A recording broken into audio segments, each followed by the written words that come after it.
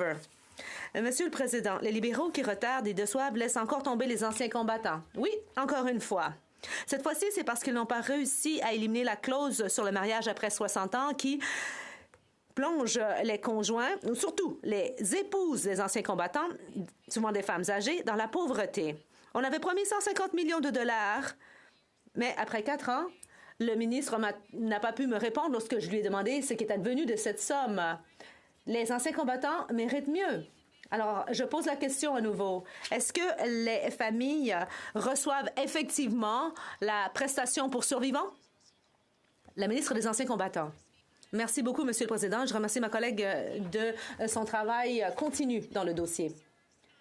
Lorsqu'un ancien combattant sert l'armée, alors sa famille sert aussi l'armée. Nous sommes conscients du fait qu'il y en a qui se sont mariés après l'âge de 60 ans. Dans notre dernier budget, nous avons annoncé des sommes pour mettre en place le programme. Et le programme sera déployé très bientôt. Le député de Kitchener-Centre. Monsieur le Président, le milieu des personnes handicapées est très déçu parce que la prestation pour invalidité n'a reçu aucun fonds. Et on a appris maintenant qu'on voudrait déterminer l'invalidité en fonction de critères prévus pour crédit d'impôt sur l'invalidité. Cela va à l'encontre de ce qui avait été approuvé par tous les collègues.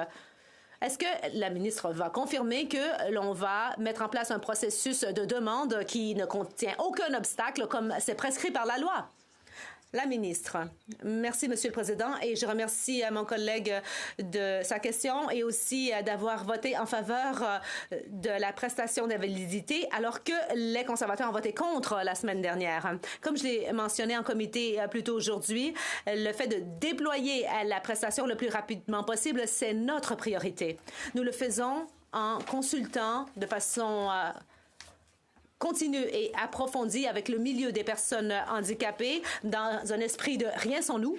Et j'espère que tous les députés et tous les Canadiens qui souffrent de handicap vont prendre part à cette démarche. Voilà.